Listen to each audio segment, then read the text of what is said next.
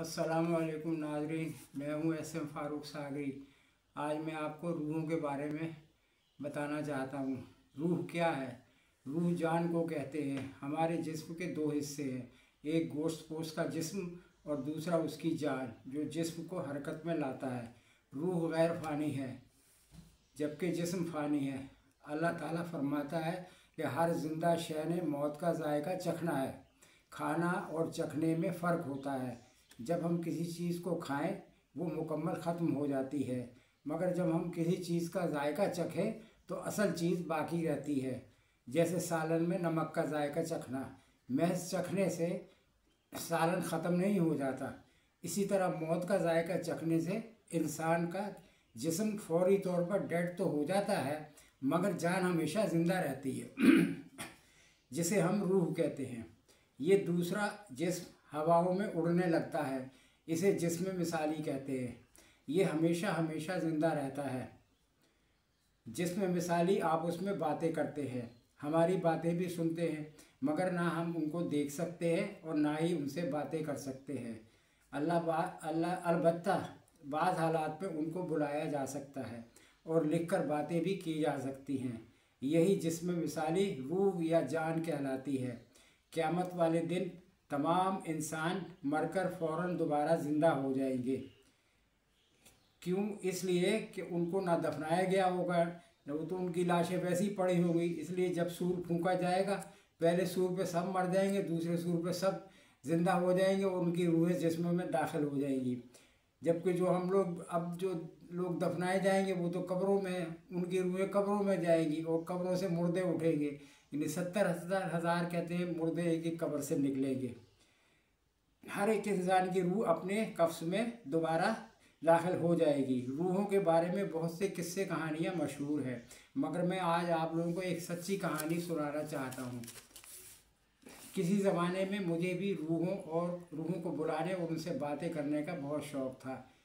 हम लोग एक किराए के घर में रहते थे। मकान बहुत पुराना था। वहाँ कुछ आहटें सी महसूस होती रहती थी, जैसे कि अलमारी के अंदर और मेज़ की दराज में खटक की आवाज़ आती। हैरान परेशान होते, कभी पंखे को देखते, कभी कहीं ज़लज़ला तो नहीं आ गया, लेकिन पंखा तो अपनी जगह नज़र आता, हरकत ही नहीं होता। दोस्तों से जिक्र किया, कोई कहता कि जिन्नात है और कोई कहता है कि किसी की रूह है। मेरे कमरे की चीज़ें कभी कभी बेतरतीब मिलती, कभी कुछ गायब भी हो जाता। ये बात भी बता दूं कि मेरे अंदर खौफनाक की कोई चीज़ नहीं है। मैं बिल्कुल खौफ नहीं खाता। मैंने सुना था कि कोई लकड़ी का डब्बा होता है, इसमें कलम रख देते हैं और फिर रूह को बुलाते हैं। वो आती है, फिर कागज़ पर सवालों के जवाब लिख देती है। मैंने ये डब्बे के बगैर ही रूह से गुफ्तगू का सिलसिला शुरू कर दिया। सिर्फ कागज़ पेंसिल रख दिया और सवाल लिख दिए। इसके अलावा मैं रात को सोते वक्त भी बुलंद आवाज़ में कहता कि अगर यहाँ कोई रूह है तो वो आए और मेरे सवालों के जवाब दे। ये सिलसिला जारी रहा, मगर कोई जवाब ना आया। खैर, मैंने भी इरादा मजबूत कर लिया था और रोज़ाना यही अमल दोहराता। आखिर एक दिन खुशी का आ गया। देखा कि कुछ उलट पुलट सी तहरीर मौजूद है। समझ में नहीं आया क्या लिखा था। मैंने सोचा हो सकता है कि ज़ुबान का मसला हो, इसलिए मैंने भी कभी उर्दू, कभी फ़ारसी और कभी अंग्रेज़ी में सवालात लिखे। जब अंग्रेज़ी में सवालात लिखे, उसी दिन अंग्रेज़ी में जवाबात आ गए। मैं बहुत खुश हुआ। फिर मैंने तमाम तफसीलात पूछी और जवाबात आ गए। वो दो भाई बहन थे, विलियम और मैरी, जो 1857 की जंग आज़ादी में मारे गए थे। उनके माँ बाप भी मारे गए थे। मैरी और उसका भाई विलियम यहीं पंजाब में हलाक हुए थे, जबकि उनका बाप फौज में कप्तान था। वो दोनों मियाँ बीवी और उनके माँ बाप बंगाल गए हुए थे जब फसादात शुरू हुए। उनका क्या अंजाम हुआ, ये बात विलियम और मैरी को नामालूम थी। मैंने अफसोस का आज़हार किया और पूछा कि अब वो क्या चाहते हैं। उन्होंने कहा कि हमें इस घर में रहने दें, हम आप लोगों को कोई नुकसान नहीं पहुंचाएंगे, क्योंकि इस घर में से उनके माँ बाप की यादें वाबस्ता हैं। वाकई हमें उन्होंने किसी किस्म का कोई नुकसान नहीं पहुंचाया, इसलिए मैंने उनको इजाज़त दे दी। फिर तो दोस्ती हो गई और बहुत मालूमात मिलती रही। आखिरत की ज़िंदगी के बारे में पूछा तो बोली कि हम लोग मज़े में हैं।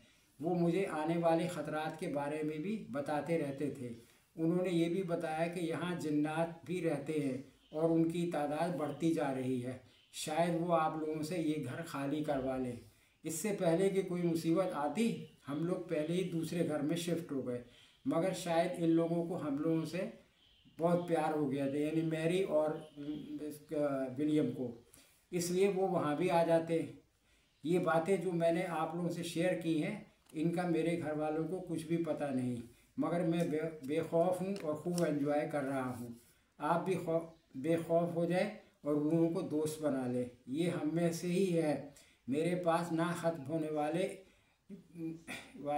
ख़जाने हैं। आप सुनकर हैरान हो जाएंगे। फिर किसी वक्त मज़ीद वाक़यात सुनाऊंगा। हो सकता है मेरे मरने के बाद कोई मेरी रूह को बुलाए और मुझसे बातें करे। मुझे बड़ी खुशी होगी। अपना घर कौन छोड़ना चाहता है। उम्मीद है आपको ये कहानी अब अंजाम पर ही होती है। उम्मीद है आपको पसंद आई होगी। अपने कमेंट्स में ज़रूर बताइए।